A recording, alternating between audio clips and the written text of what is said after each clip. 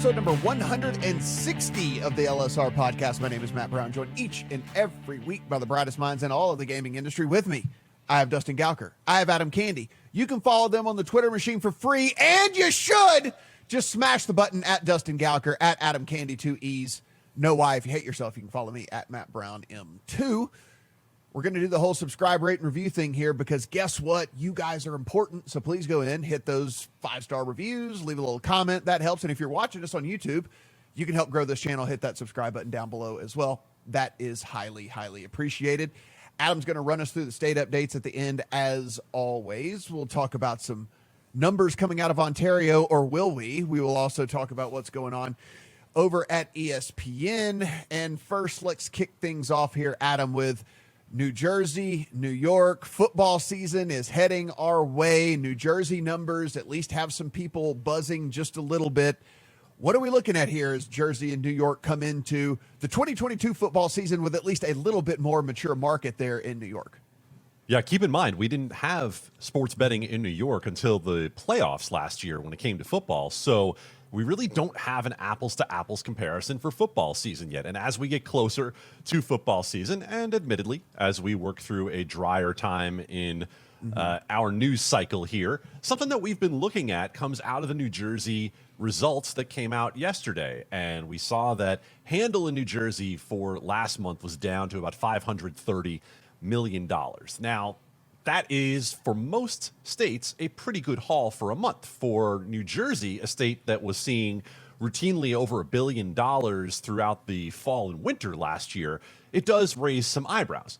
Now, there are some obvious things you can look at. You can look at the fact that the COVID shutdowns of 2020 pushed the calendar in 2021 in such a way that you had far more NBA action to bet on during July of 2021 than you did in July of 2022. That's the simplest explanation. But those who like to dig a little deeper are asking, could this be where we start to see the cannibalization effect from New York come in? I think there are a lot of people who have been wanting this narrative to come true, to confirm their prior thoughts. And this is maybe where they start to fit that evidence into some confirmation bias.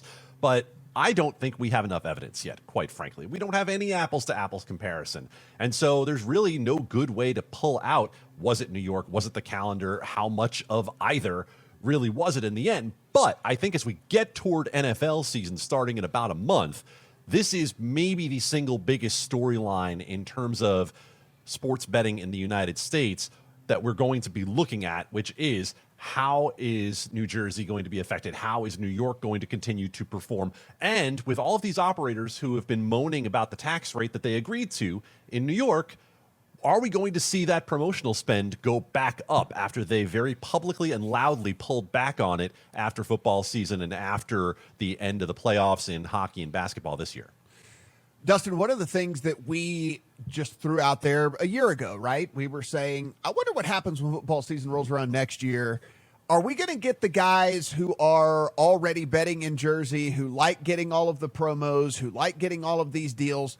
Are they still going to hop on the train and go across the border and make their bets? Are they still going to get in their car, drive over there? Are they going to go spend the weekend over in Jersey sometimes every now and then because there's a big sports betting weekend? That is still to be determined here. The other thing to be determined is, hey, look, do the sports books offer up some packages to get people over into Jersey to make some bets, right? I mean, listen, offer up a limo service. You got some champagne in the back. We'll put you up in a hotel or whatever it might be just to get some of these big spenders across the border where the tax rate is significantly lower. I don't know if we'll ever know for sure if any of this is happening. I guess we could get anecdotal evidence, and maybe if any of these whales want to come out and say that this is happening to them or for them or whatever it might be, we might be able to get some evidence here. But it's at least a question, and it's fun for us to kind of just throw out there because, again, a lot of these guys were getting catered to very heavily as it was already anyway because, you know, they lived across the border in New York and they were already getting the VIP treatment. Will that continue, and maybe even to a greater extent, to try to get them across the border? Yeah, I mean, let's start here. Sportsbooks would rather people place bets in New Jersey, New York, if they can affect that change. I'm sure they will, because they will pay far less tax on any revenue they get out of those players. So I don't know if that's going to happen or not. I also don't think a sports bettor is just going to go to Jersey for grins and giggles just to place a bet either. But yeah, sure. If I'm them, if I'm a sports book who has a lot of action coming in and it's a meaningful amount of revenue for them, sure, get them over there. Or if you don't have the sports book that you like, if you happens to be one of the ones that's in New Jersey but not in New York, you have something there. Obviously, most of the big ones are in New York, but there are some that are not. So. I don't know. And back to the marketing spend part of all this, I know we've heard all this. There's been a lot of we're pulling back. I don't think there's going to be that much pullback, quite honestly. I think it's going to be hard for us to discern the pullback. I think there's going to be a lot of advertising because football season is too big for FanDuel's, DraftKings, etc. Just pull back and sit on the sidelines and say, "Yeah, we're happy with our customer base. We don't really need to grow that." I think you're going to see a lot. It may not be quite as much as last year, but this first year of New York for sure, you'll have some other. There's more to it than just we're going to sit back. I don't think you can afford to sit back, so it may not. Maybe there will be a little bit of pullback, but I think it's going to be hard for us to discern that again with just how much is out there. You're spending in the Mid Atlantic area. You're getting a 3-for-1 for New Jersey, Pennsylvania, and New York. So I don't see that being, maybe they push it more regional than national, but I think there's going to be a lot of spend and a lot of marketing going on this football season, and I'll be happy to be cold taked if I'm wrong, Right. but I think that's going to be the case. We're going to see a lot of marketing this later this summer, early fall. And Adam, I think Dustin brings up at least an interesting point here. We have Caesars, FanDuel, MGM, PointsBet, Rivers, DraftKings, Bally's, Wynn, and Resorts World that are live in New York. So we have 9 different sports books for people to choose from. That being said, we know just across the border over there in New Jersey, there are other options that are not available for everybody to bet on in New York. So you've got some of these others where you could look and say, Unibet is available over in Jersey. We've got some of these others that are available over in Jersey if we wanted to go over there. So I wonder, and again, we'll see. We're going to be at football season here in about 5 weeks, like in the heart of it.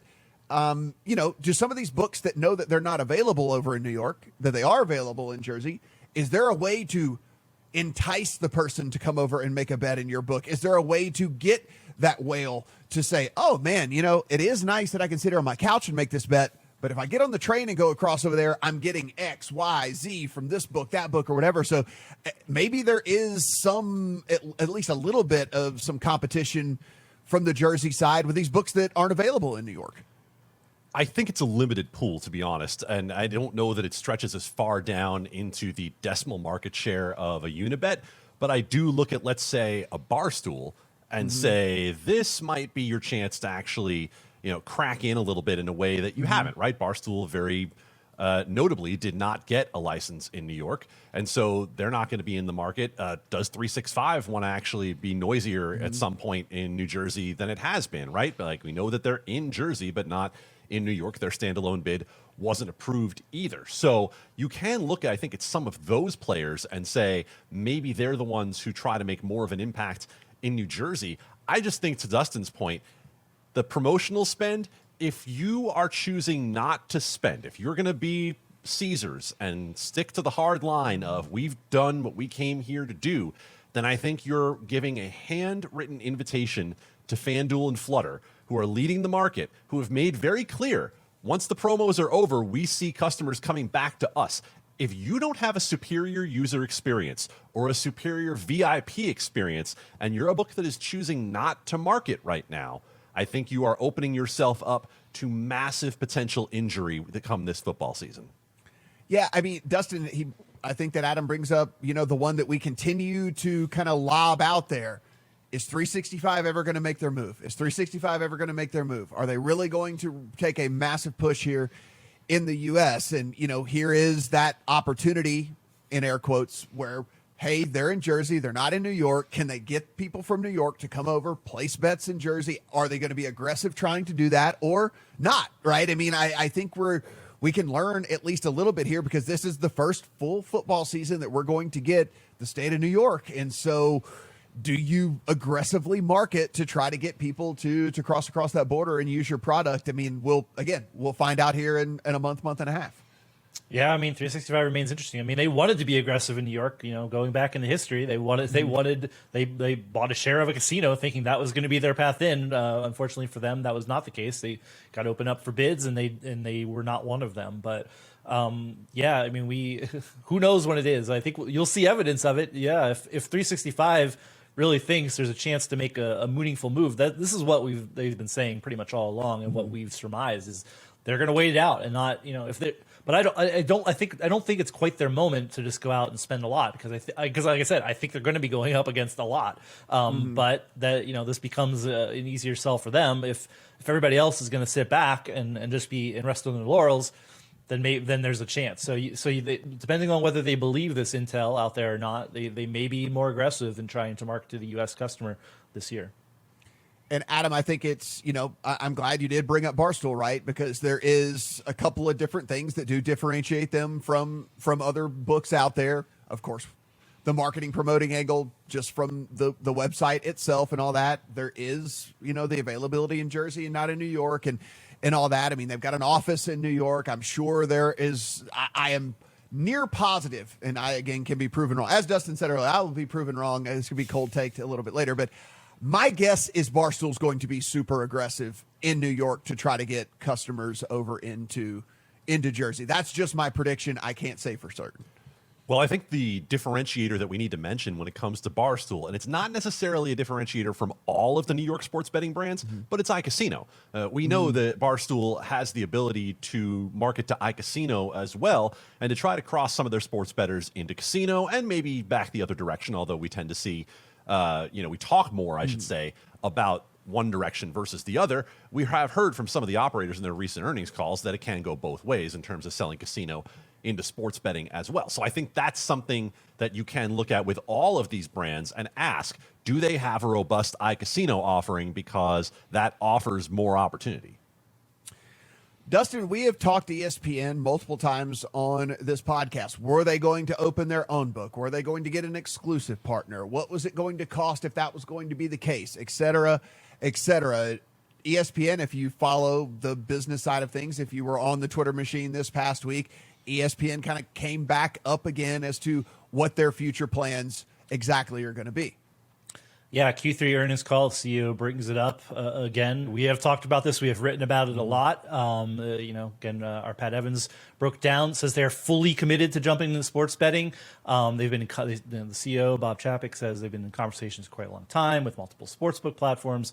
And they say they're going to be there, but it's, we are now almost, we'll be 5 years in next year into legal online sports betting in the United States. And, ESPN is obviously profiting from that, from relationships and advertising and things like that. But there's still, if we're going to do this, if you're going to be more involved in the sports betting ecosystem, you probably need to get off the sidelines pretty soon. Whether that's buying or, partnering with somebody, I maintain that just the branding play of somebody paying for an ESPN brand probably doesn't make a whole lot of sense. That's a lot of money to pay for a brand name. If that comes with some partnership and some exposure, maybe it makes sense. But I'll sit here and say I think ESPN should just be a sports book. They should just own their own sports book, take all that revenue themselves. They have more eyeballs on sports than any other property in the United States. So we'll see. Again, they keep saying that they're going to do things, but who knows? We're still here waiting, again, 4 years after the fall of PASPA to see what ESPN is going to do, other than take the ancillary advertising money via ESPN. But we'll see what's going to happen soon. It doesn't mean soon either. This flirtation with sports betting could continue on for some time. Adam, we do wonder. Okay, there was the talk where we had when the score was going to go live. We're like, okay, listen, they've got this super popular app. Is that going to be enough? People are going in there to looking for scores, looking for sports betting, looking for sports news, et cetera, et cetera. Is that going to be enough to convert a customer? We found out somewhere along the way that was not going to be enough. Now, ESPN holds an exponentially higher brand awareness, much more cachet, certainly much more respect with the U.S. customer than the score does. And so I do believe that ESPN could really be a disruptor here in whatever form that they choose to finally end up taking. Because you look, I mean, they're running, if you flipped on the channel this past week, as we record this on August the 17th, if you had flipped on the channel, they were running their kind of like fantasy football marathon, and you're seeing millions and millions and millions of teams getting drafted while they're on television promoting, hey, go draft a team, right? And they had a goal of like, let's get to X million number of teams drafted by the end of programming and stuff. And they were surpassing this number. And so the reach, the voice to the casual person, the voice to someone who is at least invested in a gaming aspect of sports. I understand you don't have to play fantasy football for money, but it is at least a gaming aspect of sports. Even if you do it for free, you're still playing a game that involves sports. And so you're probably more likely to be, a sports bettor somewhere down the line, to place a sports bet somewhere. So I might just be fooled here because I'm just so in the weeds here, watch ESPN constantly, lived ESPN since I was a child. Maybe I'm not the right person to talk about this, but I've tried to take a step back and look at this from a macro perspective. And every single time I do look, and it just seems like ESPN could be the real disruptor here. Oh, of course. And I think we've had a number of discussions that go that direction. And I think it's important to understand that Disney's CEO said that ESPN has figured out that this is an offering that its customers want. They want some sort of integrated option. So that being the case, if they're saying that publicly to investors, I don't think that that's just blowing smoke to the investors to make them happy and say, no, we're going to get something done eventually. Don't worry, trust us. They're saying we've actually researched this, and this is something that people are asking for. So I think you don't set that up to then later come back and say, oh, well, we couldn't find a way to do it. So when you look at ESPN's situation right now, it brings me back to something that a very smart executive told me late last year, which is that he said in their markets, what he sees is that 90% of revenue comes from 10% of players. Right? It goes back to the discussion we've had of VIPs in Wales when it came to New York and New Jersey. So what's ESPN's ability to get to that person? I don't know that they have that path. I don't know that they're experienced enough, whether it's the VIP experience, whether it's the user experience, to build this completely on their own. Because even a DraftKings or FanDuel, who you look at and say, oh, well, they don't have the experience of doing VIP that the established brick and mortars like BetMGM and Caesars do. Yeah, but they were doing VIP the whole time DFS existed, so they have plenty of experience in doing that. What's ESPN going to be able to do to get that person? Or does ESPN believe that its grip on casuals is so strong that it's going to be able to tap this sort of untapped resource when it comes to casual players, eyeballs that have not been brought in otherwise by the major operators, by the media plays like the Score? What are they going to be able to do to bring that person in and keep that person there? Are they going to be willing to spend on promotional? Are they going to be willing to put in a lot of resources to a great UX and build something from the bottom? And so I think the more and more you look at it, I ultimately think for them, a branding play still makes more sense than trying to go into this themselves. I know that probably doesn't maximize the revenue potential for them, but maybe you make it a shorter term deal. Maybe it's a 5-year deal where ESPN can reevaluate the market once things have settled down a little bit. We've seen the market economics, of course, settle down when it comes to M&A, and maybe the prices are becoming more reasonable. But I don't know that companies that are seriously leveraged right now are looking at it and saying, oh, well, the market economics have calmed down, so we'll ask for a lower price. No, I mean, they have plenty of reason to still trade both on the potential that they have and maybe even the debt they're trying to deal with. And, Dustin, we look at this, and I think from what is the desire here outside of just, hearing this from their customers or something is if you look at the landscape, 5 of the 10 most populous states in the United States still do not have online sports betting, right? I mean, so there are still a lot of people still to come here.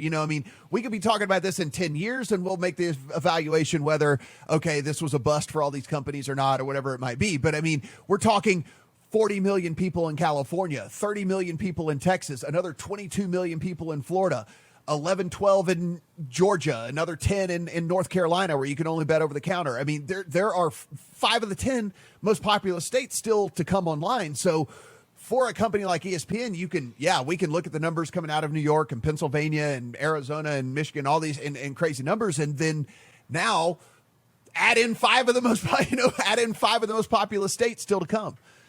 Yeah, I mean, we always talk about it like, oh, maybe it's over, but yeah, you're always right with that kind of calculation. Is that we have, some amount of chance that California and Texas come online in the next couple of years here. I mean, that's up for another podcast of us handicapping that, but yeah, that makes a huge. That's you come in cold and you have California, then you have something.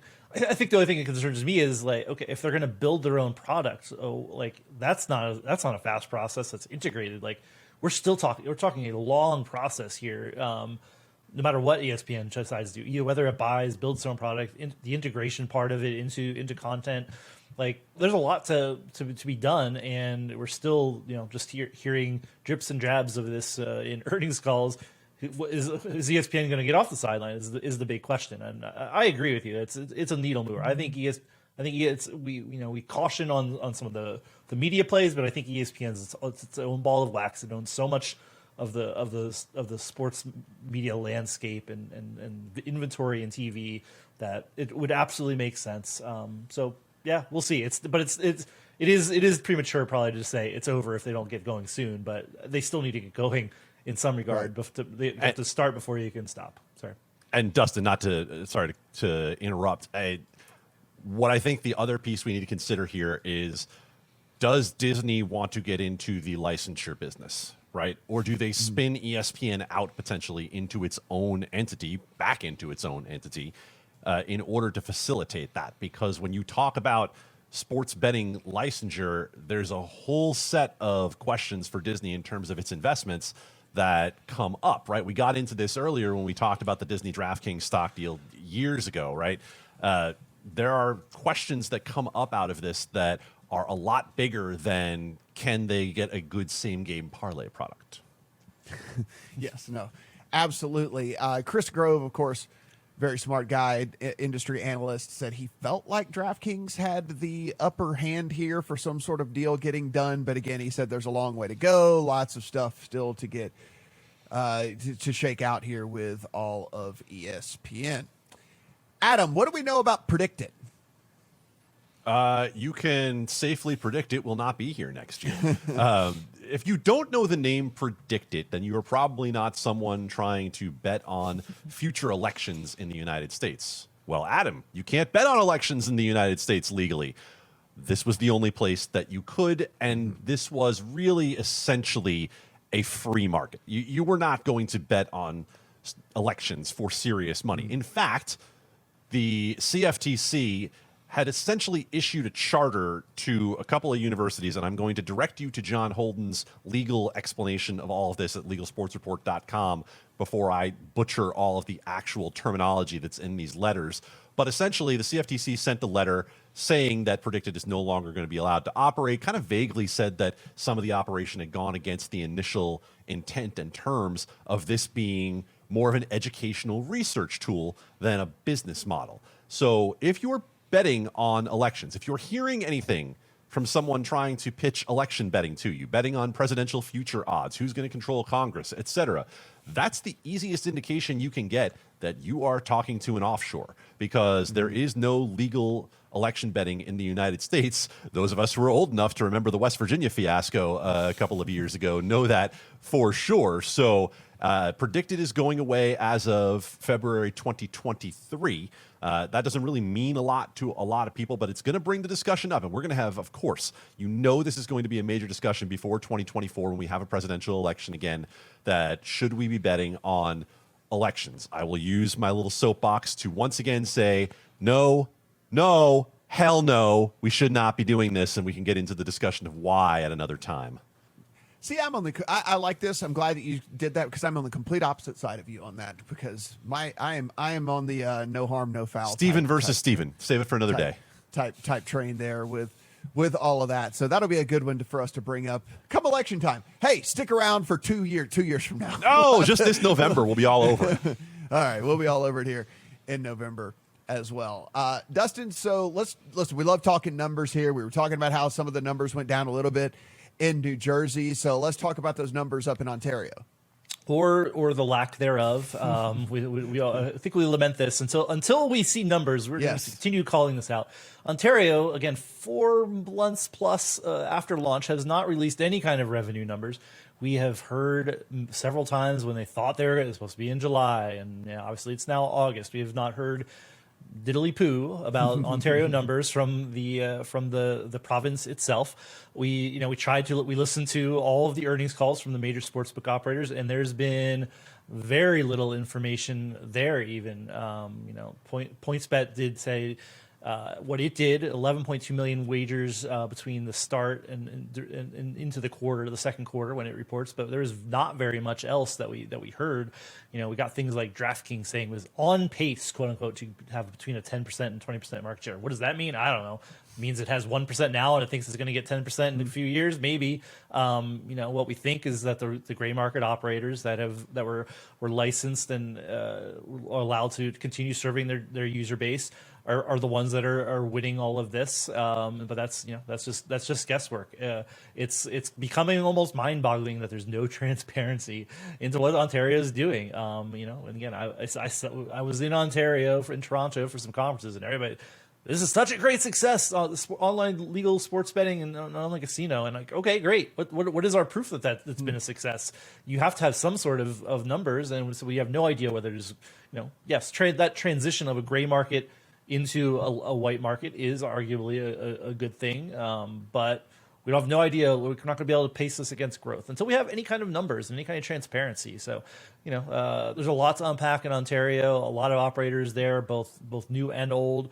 And for the sake of everyone, please just release your numbers. That'd be great. Thanks. That's all we're asking here. We like to talk numbers on the podcast. All right, so please give us some numbers. Adam, as always, my friend, take us home with our state roundup. I will do that momentarily. Just to add to Dustin's point there, the article that Pat Evans put together, a great example of what you can get at LegalSportsReport.com, where we're listening to these earnings calls so you don't have to. And then he's taking that information, what everyone had to say about Ontario. Every operator that mentioned Ontario or Canada is listed in this article that we put together. So we can give you a one-stop shop. It'll take you 10 minutes to read the article. Not even, maybe. If you're a fast reader, you're a speed reader, you can be done in 30 seconds. 30 seconds or less, or it's free. How about that? There it is. So we should get audio versions of the articles where you just read them in your sultry tones. So like that people can go in and it's like the audio version of Adam reading the article. I think on the LSR plus subscription we might offer that. Still we're a year in away from that. We're a year away from that. And next year we'll still be a year away from that. So don't anticipate that. But we heard within that, Pat talked to a number of people who said that 365 was crushing it in Canada, which should not be a surprise to anyone because they were already in the gray market. They already have a huge database built up. And if that's any reason, this is total speculation, if that's any reason why there's been a delay in the numbers coming out is how to break that news to everybody, it's not bad news. It really isn't. The ability to transition a company from the gray market into the regulated market would actually be a huge success if we were talking about that in Canada. It might be something that encourages other gray market companies to consider coming into the regulated market in Canada. So it's not necessarily a bad thing if you hear that. All right, let me take you around the southern neighbor to Canada for a moment. Shout out to our friends in Kansas, the actual center of the United States, Topeka, Kansas. Kansas approved its sports betting rules. They sent those on to the Attorney General for sign-off. Pretty certain we're not going to have launch by September 8th for the kickoff of NFL, but it sounds like it might not be too far after that. In fact, it might still be within the month of September that mobile sports betting is available in Kansas, so keep an eye on that.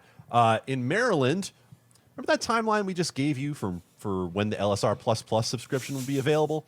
You could pretty much put Maryland sports betting, at least the mobile version, on that timeline as well. Another meeting of their advisory committee today, another meeting that did not produce a timeline for Maryland sports betting. Although those who were watching the meeting, including Pat Evans, kind of parsed out that they might be shooting for the Super Bowl. Until then, this is a total cool story, bro situation. Like, when you have something to tell me, like, go ahead and tell me. Down in Georgia, the governor's race. Hey, we're still talking elections. Stacey Abrams, who was Can I bet on who's going to win? Oh no, I can't. I can't. No, I can't. You, sir, are clearly an offshore player. We'll leave it there. Yes, I can't. Gotcha. Yeah, it's Stacey Abrams, the Democratic candidate for governor, who, of course, ran last time in 2018, lost narrowly to Brian Kemp, who is the governor of Georgia now, wholeheartedly embraced sports betting as a candidate for governor. Of course, that doesn't mean anything in terms of it being implemented, but that election is coming up in November, and Georgia is a state where the legislature has failed a couple of times here in recent years to legalize. Keep in mind, Georgia would have to pass something and then go to the ballot with a constitutional amendment in order to legalize sports betting. As much as we look at the South and see conservative states, we also know that Atlanta is a team with multiple major professional sports, and they have organized to have those professional sports to lobby for sports betting. So there might be those down there who are looking for that one issue to find just a little bit of daylight between Stacey Abrams and Kemp down in Georgia. Maybe sports betting is it for you. We can only hope, right? Because, hey, look, we want sports betting legalized everywhere, so it's safe for all consumers. You can do your part with your vote out there. It's way too early. It's only August. People don't care about voting until like late October. That's when people care about. Guys, as always, everything we talk about here on the podcast, you can head over to LegalSportsReport.com and you can take in all the awesome words Adam and team are putting together over there. If you're joining us over on the video side of things, hello, I know, much more handsome than you thought. You can go ahead and hit that subscribe button down below. We really do appreciate that. We're growing this channel out, going to get some really exciting fun things going on here on the channel as well. And if it's on the audio side, we do appreciate love you too. Subscription, yes, your ratings and your reviews. Just drop us a couple of words down there. Say, hey, I really like listening to those guys. It'll help us climb the charts and more people can find this here very podcast. If you want to follow Dustin at Dustin Gowker, you want to follow Adam at Adam Candy, 2 E's, no Y. For Dustin, for Adam, I'm Matt. Talk to you guys next week.